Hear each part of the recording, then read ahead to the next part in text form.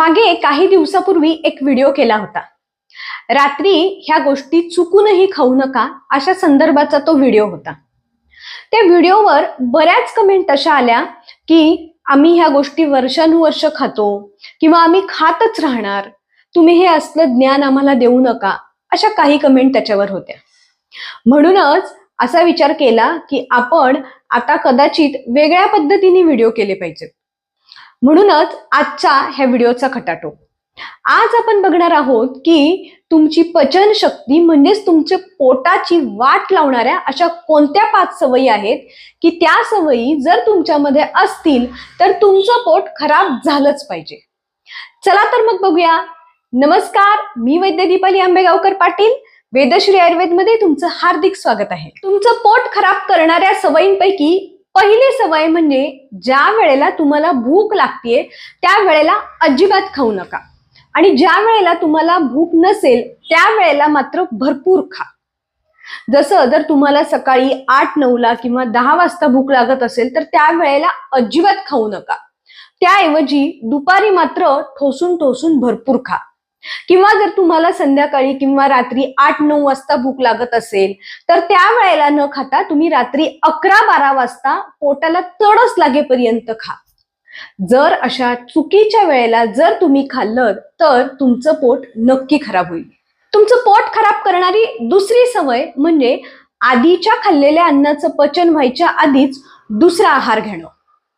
जसं सकाळी चहा घेताय, मग परत थोडासा नाश्ता करताय, मग परत चहा घेताय, परत दुपारी लंच असतो, त्याच्यानंतर संध्याकाळी हाय टी असतो, त्याच्यासोबत चहा कॉफी, त्याच्यामध्ये भजे किंवा सँडविच असतं, परत रात्रीचं डिनर आहे आणि डिनर नंतर डेझर्ट पण पाहिजे.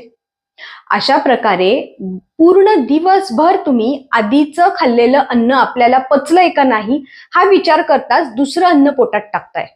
ह्यालाच आयुर्वेदामध्ये अध्यशन असं म्हणतात आणि ह्या अध्यशनामुळं अजीर्ण होतं, पचन संस्थेवर त्याचा ताण येतो आणि त्यामुळे अनेक आजार होतात. त्यामध्ये महत्वाचं म्हणजे तुम्हाला दिवसभर खूप झोप येत राहते, उत्साह वाटत नाही, सुस्ती येते, आळस येतो, वजन वाढतं. त्यामुळे तुमचं पोट तुम्हाला खराब करून घ्यायचं असेल तर दर काही वेळांनी थोडं थोडं नक्की खात राहा. पोट खराब करण्यासाठीची तिसरी महत्वाची सवय म्हणजे कोणताही पदार्थ अति प्रमाणामध्ये खाणं.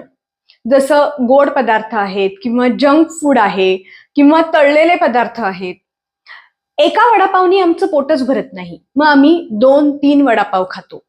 एका बिस्किटाने आमचं मनाचं समाधान होत नाही, मग आम्ही एक बिस्किटाचा अख्खा पुडा संपवतो. 15 ते 20 गुलाबजामुन आम्ही एका वेळेला खातो. एक आईस्क्रीमचा अख्खा पॅक आम्ही एका वेळेला संपवतो. लहान मुलांच्या समोर एका वेळेला 10-10 चॉकलेट ठेवले जातात. ती लहान मुलं एका वेळेला 10-10 चॉकलेट खातात. आता अजून एका गोष्टीचं फॅड निघालं आहे, ते म्हणजे अजिबात तेल किंवा तूप आहारामध्ये घ्यायचं नाही. हाही एक प्रकारचा अतिरेकच आहे. रोज पाव किलो स्प्राउट्स खायचे, पाव किलो रोज पनीर खायचं. असा कोणताही पदार्थ जर आपण अति प्रमाणामध्ये खाल्ला तर त्याचा पचनशक्तीवर ताण येतो. त्यामुळं नक्कीच तुमची पचनशक्ती खराब होते आणि काही दिवसांनी कोणतीही साधी गोष्ट पण पचवायची ताकद पचनशक्तीमध्ये राहत नाही. पोट खराब करणारी चौथी सवय म्हणजे कोणत्याही डॉक्टरांच्या सल्ल्याशिवाय किंवा शास्त्रशुद्ध ज्ञानाशिवाय सोशल मीडियावर बघून किंवा मनाने कोणताही उपाय करणं. जसं परवा एक पेशंट माझ्याकडे आला होता. तो म्हटला की मी सोशल मीडियावर बघून वजन कमी करण्यासाठी घरच्या घरीच गरम पाण्याची बस्ती घेतली. आता हे किती डेंजरस आहे. एक दुसरी पेशंट आली होती, तिने सांगितलं की रोज 1 चमचा दालचिनी चूर्ण तिने झटपट वजन कमी करण्यासाठी घेतलं. खरं तर त्यानंतर तिला 6 महिने उष्णतेचा आणि मलावष्टंभाचा भयानक त्रास झाला.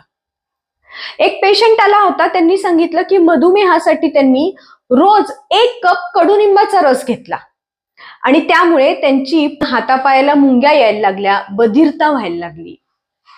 असे काहीही उपाय जर सोशल मीडियावर बघून किंवा मनाने जर केले तर त्यामुळे पचनशक्ती खराब होते. एक गोष्ट लक्षात घ्या, कोणताही उपाय किंवा कोणतीही ट्रीटमेंट ही जी आहे ती कस्टमाइज असायला पाहिजे. ती तुमच्या प्रकृतीनुसार, तुमच्या आजारानुसार जर असेल तरच त्याचा फायदा होतो. जर अशा कोणत्याही सल्ल्याशिवाय सरसकट जर उपाय केला तर त्यामुळे पचनशक्ती तर खराब होतेच, पण त्यासोबतच इतरही अनेक आजार होऊ शकतात. पोट खराब करणारी 5वी सवय म्हणजे वेग धारण करणं. जसं लघवीला आली असेल तर हा एपिसोड संपल्याशिवाय किंवा कंटाळा आला आहे म्हणून किंवा हातात काम आहे म्हणून जर तुम्ही लघवीला गेला नाही तर त्यामुळे त्रास होतो. किंवा मलप्रवृत्तीला आली असेल पण आपण कुठेतरी बाहेर असू किंवा काहीतरी आपण कामात असू तर अशा वेळेला जर मलप्रवृत्तीला आपण गेलो नाहीत तर ते वेगधारण अतिशय चुकीचं असतं. विशेषतः लहान मुलांच्या बाबतीत बऱ्याच वेळेला त्यांच्या आया मला सांगतात की ह्याला शी येते पण हा शीला जातच नाही किंवा कंटाळा करतो.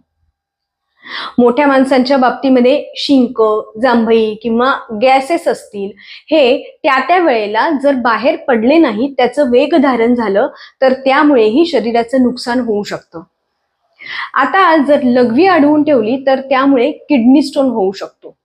जर मलप्रवृत्ती आली आणि त्यावेळेला जर गेलं नाही तर त्यामुळे IBS सारखे आजार किंवा गॅसेस, आम्लपित्त हे होऊ शकतं.